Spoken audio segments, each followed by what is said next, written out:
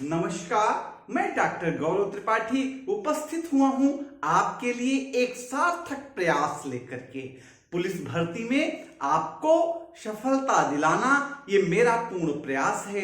यही मेरा आखिरी प्रयास है। मेरा संपूर्ण प्रयास ये जो प्रश्नों की सीरीज लेकर के उपस्थित हूं, इस प्रयास के माध्यम से आपको पुलिस भर्ती में निश्चित सफलता दिलाने का अंतिम और आखिरी प्रयास कर रहा हूं। हमारा फोकस ना इधर है ना उधर है, संपूर्ण फोकस पुलिस भर्ती पर है। आप हमसे जुड़िए, हमारे इस प्रयास सीरीज से जुड़िए। हम आपको रोज ले आ रहे हैं वन लाइनर महत्वपूर्ण प्रश्न पुलिस भर्ती के लिए। पुलिस भर्ती के प्रश्न यहीं से ही आएंगे, ये मुझको विश्वास है, ये मुझको कॉन्फिडेंस है। क्यों? क्योंकि हम अपनी समझ से जो पुलिस भर्ती के लिए महत्वपूर्ण प्रश्न है, केवल उन्हीं की परिचर्चा आपसे कर रहे हैं। आइए हम इस प्रयास सीरीज के अंतर्गत देखते हैं उन प्रश्नों को जो पुलिस भर्ती के लिए महत्वपूर्ण है। आइए, महावीर स्वामी और गौतम बुद्ध दो महापुरुष हुए। गौतम बुद्ध ने बौद्ध धर्म और महावीर स्वामी जैन धर्म से जुड़े थे। आपसे हम गौतम बुद्ध की बात करते हैं। गौतम बुद्ध और महावीर स्वामी दोनों की एक बड़ी बात थी कि दोनों राज परिवार से आते थे, दोनों घर छोड़ के गए और दोनों ने विश्व में एक अहिंसात्मक धर्म की स्थापना की। दोनों अनीश्वरवादी हैं, अर्थात नास्तिक दर्शन के अनुयायी हैं। आइए देखते हैं, महावीर स्वामी का बचपन का नाम क्या था? प्रश्न पूछा जा सकता है पुलिस में। महावीर स्वामी के बचपन का नाम क्या था? वर्धमान था। महावीर स्वामी जो जैन धर्म से संबंधित हैं, इनके बचपन का नाम वर्धमान था। किसके? महावीर स्वामी के बचपन का नाम वर्धमान। महावीर स्वामी की पत्नी का नाम यशोदा था। महावीर स्वामी की पत्नी कौन थी? तो आपका उत्तर होगा यशोदा थी। कौन थी? यशोदा पत्नी थी। आपसे एक प्रश्न पूछ सकता है कि महावीर स्वामी की पुत्री का नाम क्या था? किसका? महावीर स्वामी की पुत्री का नाम था अड़ोजा प्रियदर्शनी। क्या था? अड़ोजा प्रियदर्शनी। क्या नाम था पुत्री का? अड़ोजा प्रियदर्शनी। महावीर स्वामी की पुत्री का नाम अड़ोजा प्रियदर्शनी था। क्या नाम था? अड़ोजा प्रियदर्शनी था। महावीर स्वामी को ज्ञान प्राप्त करने में 12 वर्ष लगे। कितने वर्ष लगे? 12 वर्ष लगे। और कहां प्राप्त हुआ? जाम्भिक के समीप ऋजुपालिका नदी के तट पर। किस नदी के तट पर महावीर स्वामी को ज्ञान प्राप्त हुआ? ऋजुपालिका नदी के तट पर। किस नदी के तट पर? ऋजुपालिका नदी के तट पर महावीर स्वामी को ज्ञान प्राप्त हुआ। महावीर स्वामी को ऋजुपालिका नदी के तट पर जाम्भिक में ज्ञान प्राप्त हुआ। और अगला प्रश्न, महावीर स्वामी ज्ञान प्राप्त करने के बाद, कौन? महावीर स्वामी ज्ञान प्राप्त करने के बाद क्या कहलाए? महावीर स्वामी को ज्ञान प्राप्त होने के बाद जिन कहलाए या अहरत कहलाए? महावीर स्वामी को जब ज्ञान प्राप्त हो गया तो वो जिन और अहरत कहलाए। क्या कहलाए? जिन और अहरत कहलाए। महावीर स्वामी को ज्ञान प्राप्त होने के बाद जिन या अहरत की उपाधि मिली। जिन या अहरत की उपाधि मिली। महावीर स्वामी का उपदेश किस भाषा में है? महावीर स्वामी का उपदेश किस भाषा में है? अर्ध मागधी भाषा। महावीर स्वामी का उपदेश, महावीर स्वामी का उपदेश अर्ध मागधी भाषा में है। महावीर स्वामी का उपदेश अर्ध मागधी भाषा में है। प्रथम जैन भिक्षुणी का नाम क्या है? प्रथम जैन भिक्षुणी का नाम चंपा है। प्रथम जैन भिक्षुणी का नाम चंपा है। प्रथम जैन भिक्षुणी का नाम चंपा है। प्रथम जैन भिक्षुणी का नाम चंपा है। प्रथम जैन सभा कहां हुई? प्रथम जैन सभा पाटलिपुत्र में 322 ईसा पूर्व में हुई। प्रथम जैन सभा, प्रथम जैन सभा पाटलिपुत्र में 322 ईसा पूर्व में हुआ। प्रथम जैन सभा पाटलिपुत्र में 322 ईसा पूर्व में हुआ। द्वितीय जैन सभा कब हुई? बल्लभी में, गुजरात में स्थित है, 512 बीसी में। द्वितीय जैन सभा, द्वितीय जैन सभा गुजरात के वल्लभी में 512 ईस्वी में हुई। यह प्रश्न इंपॉर्टेंट है। प्रथम जैन सभा, द्वितीय जैन सभा, स्थान ही पूछेगा कि द्वितीय जैन सभा कहां हुई, तो आपका उत्तर होगा बल्लभी में हुई। बल्लभी गुजरात, गुजरात इसमें बहुत फोकस है क्योंकि प्रधानमंत्री गुजरात से आते हैं, तो आपको गुजरात से संबंधित तथ्यों को ध्यान रखे रहना है क्योंकि गुजरात से संबंधित प्रश्न पूछे जा सकते हैं। तो द्वितीय जैन सभा कहां हुआ? बल्लभी, गुजरात में। जैन धर्म नास्तिक दर्शन है, अनीश्वरवादी दर्शन है। जैन धर्म ईश्वर को नहीं मानता। जैन धर्म ईश्वर को नहीं मानता है। जैन धर्म में एक सिद्धांत है, स्यादवाद का सिद्धांत या अनेकांतवाद का सिद्धांत। स्यादवाद या अनेकांतवाद, अनेकांतवाद, ये पूछ सकता है अनेकांतवाद या स्यादवाद किस धर्म से संबंधित है, तो आपका उत्तर होगा जैन धर्म से संबंधित है। त्रिरत्न की अवधारणा किससे संबंधित है? जैन धर्म से संबंधित है। पंच महाव्रत जैन धर्म से है, तो जैन धर्म स्यादवाद से जुड़ा है, जैन धर्म अनेकांतवाद से जुड़ा है, जैन धर्म त्रिरत्न से जुड़ा है, जैन धर्म 5 महाव्रतों की परिचर्चा करता है। गोमतेश्वर की मूर्ति कहां लगी है? गोमतेश्वर की मूर्ति कहां लगी है? तो गोमतेश्वर की मूर्ति श्रवणबेलगोला कर्नाटक में लगी है। गोमतेश्वर की मूर्ति कहां लगी है? तो उत्तर होगा श्रवणबेलगोला कर्नाटक, 10वीं शताब्दी में लगी, गंग वंश ने लगवाया था। गोमतेश्वर की मूर्ति गंग वंश के मंत्री चंडोक्य प्रद्योत था, उसकी प्रेरणा से श्रवणबेलगोला में कर्नाटक में 10वीं शताब्दी में लगी। महावीर स्वामी की मृत्यु कहां हुई? महावीर स्वामी की मृत्यु पावापुरी, राजगीर में हुई। महावीर स्वामी की मृत्यु पावापुरी, राजगीर में 468 बीसी में हुई। महावीर स्वामी की मृत्यु पावापुरी में, जिसको राजगीर भी कहते हैं, 468 ईसा पूर्व में हुई। महावीर स्वामी जो जैन धर्म से संबंधित हैं, उनके 24वें तीर्थंकर हैं जैन धर्म के। इनकी मृत्यु पावापुरी, राजगीर में 468 बीसी में हुई। गौतम बुद्ध का जन्म कहां हुआ? गौतम बुद्ध जो बौद्ध धर्म से जुड़े, गौतम बुद्ध का जन्म लुम्बिनी कपिलवस्तु में कब हुआ? 563 ईसा पूर्व में हुआ।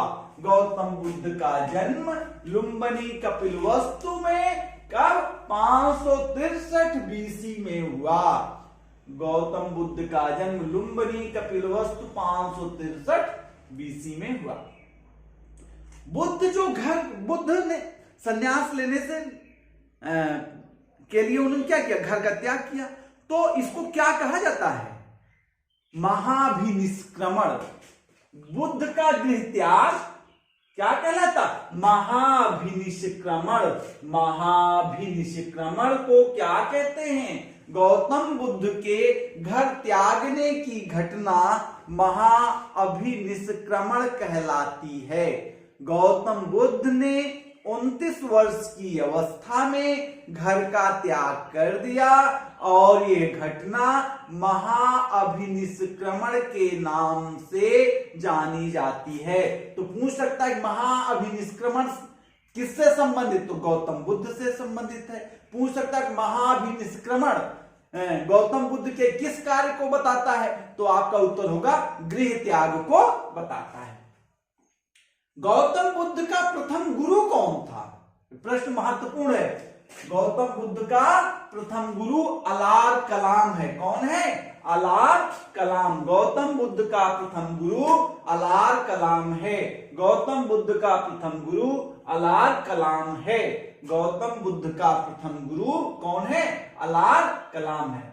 बुद्ध को ज्ञान कहां हुआ, बुद्ध ने 6 वर्ष तक बहुत तपस्या किया। महात्मा बुद्ध 6 साल तक तपस्या किए, अन्न जल सब छोड़ छाड़ करके, और फल्गु नदी के किनारे पीपल के वृक्ष के नीचे, फल्गु नदी के किनारे पीपल के वृक्ष के नीचे गौतम बुद्ध को ज्ञान प्राप्त हुआ। तब ये गौतम बुद्ध जो है बुद्ध कहलाए। और जिस स्थान पर गौतम बुद्ध को ज्ञान प्राप्त हुआ वो बोध गया कहलाया। क्या कहलाया, बोध गया कहलाया। तो बुद्ध को ज्ञान 6 वर्ष की तपस्या पर फल्गु नदी के तट पर गोपीपल के वृक्ष के नीचे बोध गया में प्राप्त हुआ। बुद्ध ने अपना प्रथम उपदेश, ये बहुत इंपॉर्टेंट है, बुद्ध ने अपना प्रथम उपदेश कहां दिया, सारनाथ में दिया। क्यों इंपॉर्टेंट है, क्योंकि बनारस से प्रधानमंत्री बनारस से आते हैं, वहां उनका संसदीय क्षेत्र है। तो बुद्ध ने प्रथम उपदेश सारनाथ में दिया और उनके प्रथम उपदेश को धर्म चक्र प्रवर्तन कहा जाता है। गौतम बुद्ध के प्रथम उपदेश को धर्म चक्र प्रवर्तन कहा जाता है। गौतम बुद्ध के प्रथम उपदेश को धर्म चक्र प्रवर्तन कहा जाता है। गौतम बुद्ध किस भाषा में जनमानस को उपदेश देते थे, गौतम बुद्ध पाली भाषा में, किस भाषा में, पाली भाषा में उपदेश देते थे। गौतम बुद्ध की उपदेश की भाषा पाली थी। गौतम बुद्ध के अनुयायी राजा कौन थे, गौतम बुद्ध के पीछे चलने वाले कौन कौन से राजा थे, तो बिंबिसार था, उदयन था, प्रसेनजित था। कौन कौन, बिंबिसार, उदयन और प्रसेनजित। बुद्ध की मृत्यु कहां हुई, कुशीनारा। कुशीनारा, बुद्ध की मृत्यु कुशीनारा में हुई। और बुद्ध धर्म में बुद्ध की मृत्यु को महापरिनिर्वाण भी कहते हैं।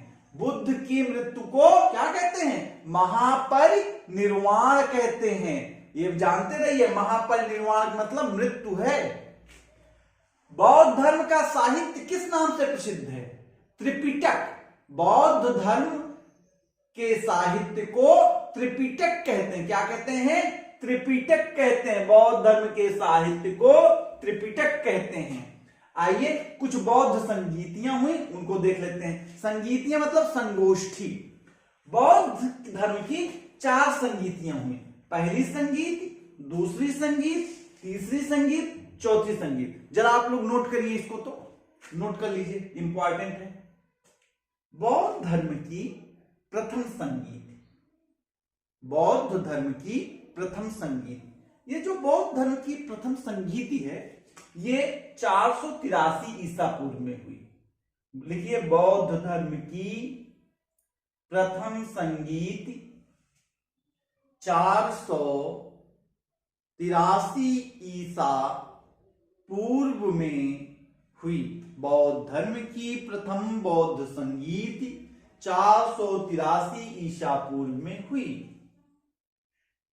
यह राजगृह में संपन्न हुआ। पूछ सकता कि किस स्थान पे हुआ, तो राजगृह में हुआ। इस बौद्ध संगीत की अध्यक्षता महाकश्यप ने किया। इस बौद्ध संगीत की अध्यक्षता महाकश्यप ने किया। ठीक है। और यह अजातशत्रु राजा था उस समय। उस समय कौन राजा था? अजातशत्रु राजा के संरक्षण में हुआ। तो प्रथम बौद्ध संगीत 483 ईसा पूर्व में राजा अजातशत्रु के संरक्षण में राजगृह में हुआ और अध्यक्षता महाकश्यप ने किया। द्वितीय बौद्ध संगीत, नोट करिए, द्वितीय बौद्ध संगीत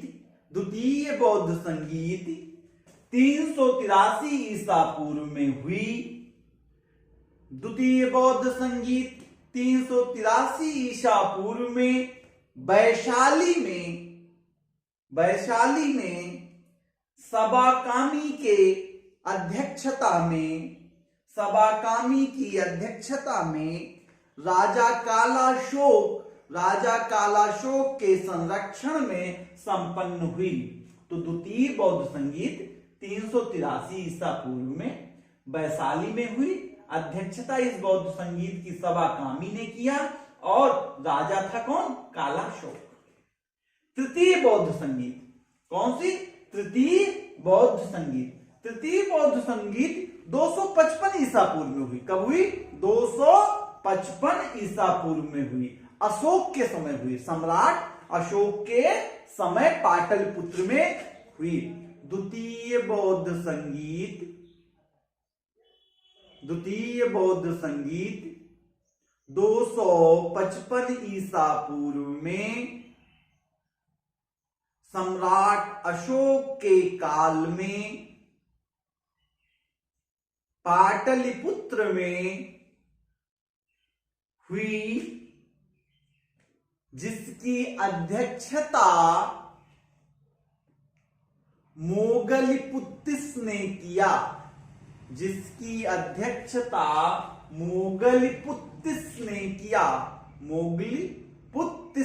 किया। चौथी जो संगीत है बौद्ध संगीत, ये हुई प्रथम शताब्दी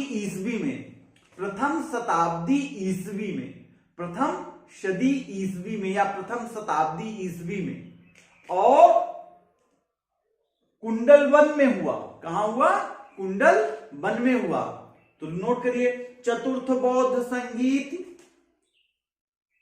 कुंडलवन में वसुमित्र या अश्वघोष की अध्यक्षता में कनिष्क के शासन काल में हुआ। वसुमित्र या अश्वघोष की अध्यक्षता में कनिष्क के शासन काल में हुआ। और इसी बौद्ध संगीत में बौद्ध धर्म दो भागों में बट गया, हीनयान और महायान।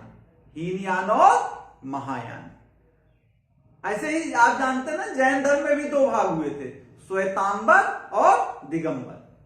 तो इस प्रकार से हम आपके लिए एक सीरीज लेके आए हैं प्रश्नों की, केवल जिसका एक दृष्टिकोण पुलिस भर्ती। आप हमारे साथ बने रहिए, हम आपको सफलता दिलाने के लिए पूर्ण प्रयास कर रहे हैं। आप हमारी इस प्रयास सीरीज के साथ एक प्रयास करके देखिए, मंजिल में सुराग क्यों नहीं होगा।